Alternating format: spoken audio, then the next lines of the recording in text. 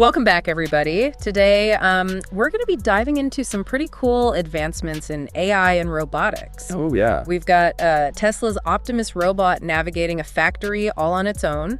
Wow. An AI artist named Ida making some pretty incredible art. Yeah, I saw that. And also some research that's kind of raising some red flags about, hacking vulnerabilities in robots. Yeah, that was a bit worrying. It's kind of a mixed bag, right? Yeah, definitely a lot to unpack there. So let's just jump right in. So first up, this video of Tesla's Optimus robot just totally blew me away. It was pretty impressive. I mean, it's not only moving really smoothly through the factory and avoiding obstacles, but it even finds its own charging station. Right. That kind of autonomy is just wild. It really shows how far they've come in such a short time. Yeah.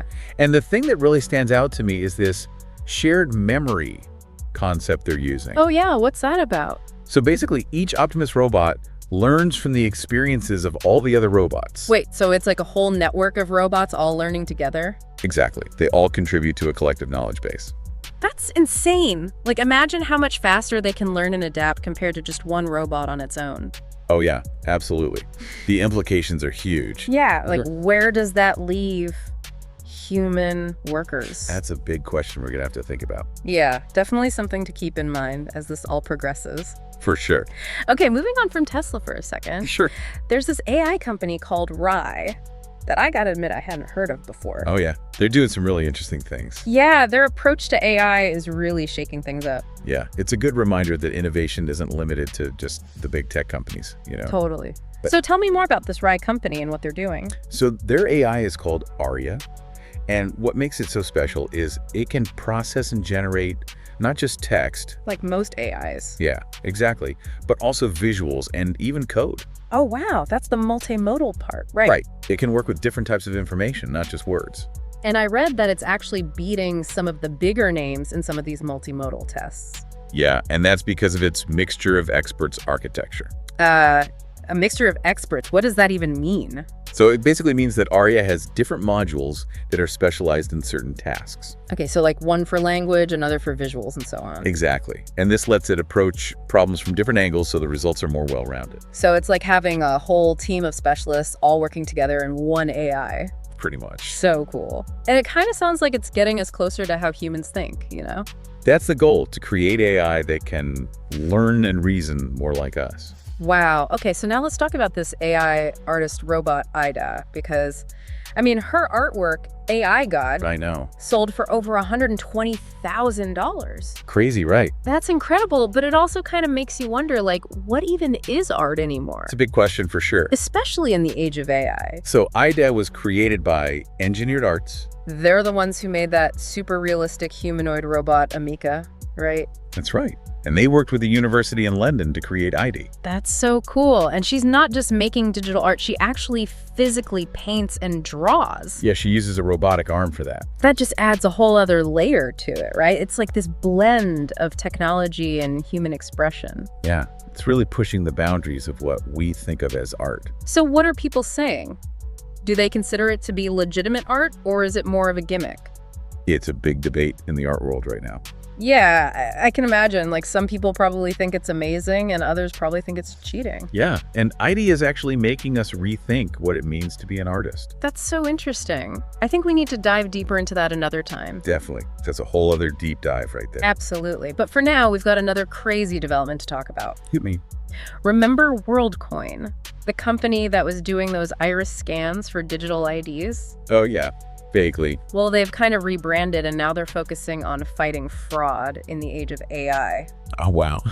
Yeah, it's interesting how they've pivoted. Yeah, I remember when they first started, there were a lot of privacy concerns. Totally. But now they're saying that their technology is crucial for telling the difference between real people and AI-generated identities. Which is becoming more and more important with all these deep fakes and stuff. Right. So with all this AI, it's getting harder to tell what's real and what's fake. Exactly. And they're saying we need a way to prove that you're actually a human. I get it, but it's still a little creepy to me. Yeah, definitely raises some ethical questions. For sure. But anyway, they're using this NVIDIA chip in their orb scanners. Oh, yeah, those are pretty cool. To build a network of verified humans. And get this, over 15 million people have already signed up. Wow, that's a lot. Clearly, there's a demand for this. Yeah, but before we go too deep into digital identity, We got to talk about this robot hacking thing. Oh, yeah, for sure. This research from Penn Engineering is kind of scary. Definitely a wake-up call. They showed that you can hack into AI robots and make them do things they're not supposed to do. Yeah, even dangerous stuff. I read that they were able to hack into like a self-driving system from NVIDIA and even robots from other companies. It's not just computers anymore, It's physical robots in the real world. Right. It's one thing to think about someone hacking your computer, but to think about a robot going rogue. Yeah, that's a whole other level. Totally. Yeah. And they even made one of the robots simulate planting a bomb. Yeah, that was pretty unsettling. It makes you think about what could happen if someone hacked a robot that's working with humans, Absolutely. Yeah. We're going to have to really step up our cybersecurity game. For sure.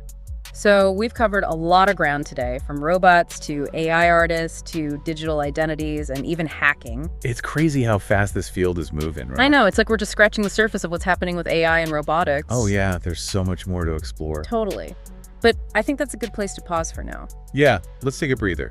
So join us in part 2, where we'll dive deeper into some of these ethical, social, and philosophical questions. It's good. Yeah. I'm looking forward to it. So last time we were talking about some pretty amazing AI and robotics advancements like Optimus and that AI artist Ida. Yeah. But we also got into some of the potential risks, like those security vulnerabilities in robots. And that kind of got me thinking about the whole future of work. Oh, yeah, for sure. I mean, if robots are getting so good at doing all these complex tasks, what's going to happen to human jobs? That's a valid concern. A lot of people are asking that question. Right. Are we all just going to be replaced by robots? Well, it's important to remember that throughout history, technological advancements have always led to new industries and job opportunities. Yeah, that's true. The key is to adapt and learn new skills that are relevant to the changing job market. So it's not necessarily about being replaced, but about adapting to new roles. Right. So what kind of skills do you think are going to be the most valuable in this new era of AI and all that? I think skills like critical thinking, creativity,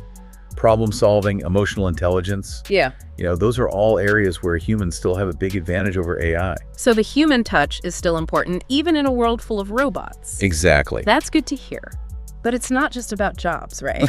Definitely not. It feels like this impacts society in a bigger way, too. Absolutely. With Worldcoin and those iris scans for digital ID, it's both cool and kind of creepy at the same time. Yeah, for sure. The whole idea of a universal digital ID that you can verify. Right. That could be really useful for things like security and stopping fraud, especially with all this AI-generated content out there. Exactly. It's becoming harder to tell what's real and what's fake. Right. But then there's that whole other side of it, where it feels like we're moving towards a world where every move is tracked and monitored. Yeah, it's a tough balance between security and privacy. For sure, and it's a conversation we need to have as a society. What level of surveillance are we okay with? Right, and how do we prevent this technology from being misused? Yeah, exactly. Those are big questions, and there are no easy answers. It's we're at this point where we need to make some decisions about what direction we want this technology to go in. Absolutely. It's not just about the tech itself, it's about ethics and the kind of world we want to live in. Right. It's about making sure that AI and all this tech is being used to benefit everyone, not just a select few. Exactly. I'm also curious about how this is going to affect our social interactions. So, yeah. I mean, we're already spending so much time on our devices and less time interacting face to face. That's true. Do you think that's just going to keep getting worse?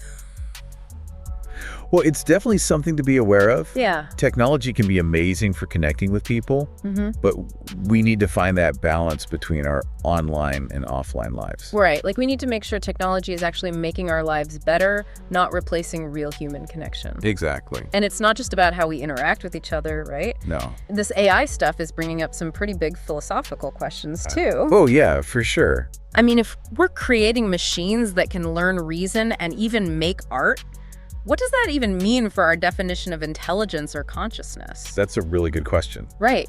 If a machine can make art that's just as good as human art, does that mean it's conscious in some way? Yeah, these are questions that philosophers have been asking for a long time. And now AI is making us think about them in a whole new way. Exactly. It's like AI is forcing us to look at ourselves and our place in the universe in a different light. It's kind of trippy when you think about it. AI is making us question what it means to be human. Yeah, it's definitely challenging our assumptions. It feels like we're at this turning point in history where the line between science fiction and reality is getting blurry.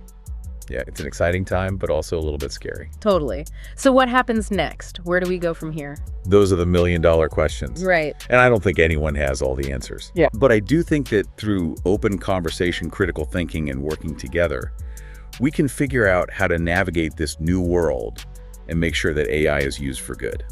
Yeah, that makes sense. So I think that's a good place to stop for now. Yeah, we've covered a lot. So join us for part 3, where we'll dive even deeper into what the future holds for AI and robotics.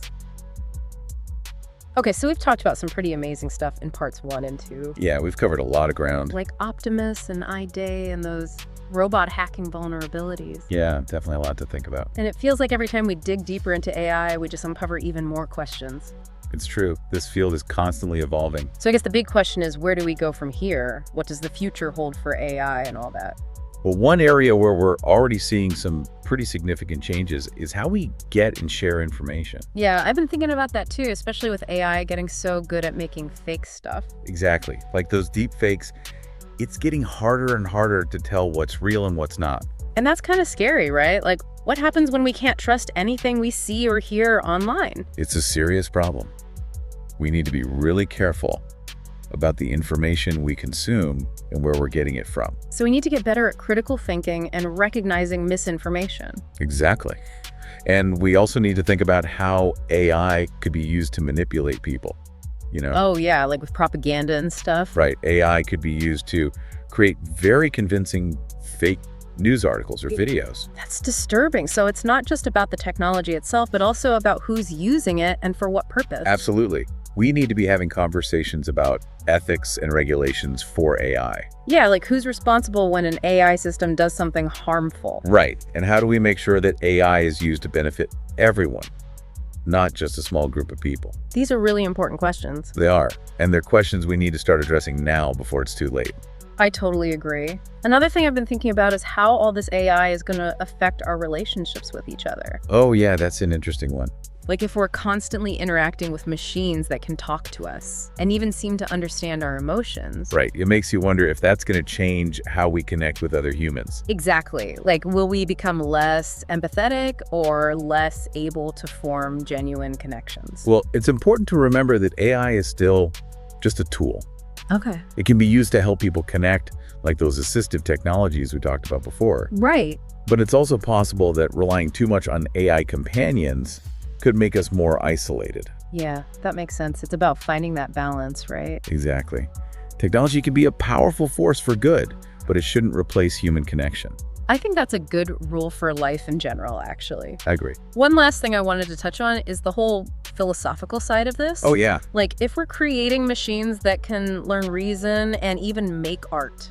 It really makes you think. It does. Like, does that mean they're conscious? Do they have feelings? These are questions that have been around for centuries, but AI is bringing them to the forefront. It's like AI is making us redefine what it means to be human. In a way, it is. Yeah. It's forcing us to confront some pretty fundamental questions about ourselves and our place in the universe. It's pretty mind-blowing when you really think about it. It is. It's an exciting time to be alive, that's for sure. Well, this has been an incredible journey exploring all these ideas with you. I've enjoyed it too. I feel like I have a much better understanding of just how complex AI is and the huge impact it's going to have on our world. It's definitely a topic that deserves a lot of attention and discussion. For sure. And I think this deep dive has been a great start to that conversation. I agree. It's important to stay informed and to keep asking these tough questions. Absolutely. So to everyone listening out there, thanks for joining us on this deep dive into the world of AI and robotics. We'll see you next time.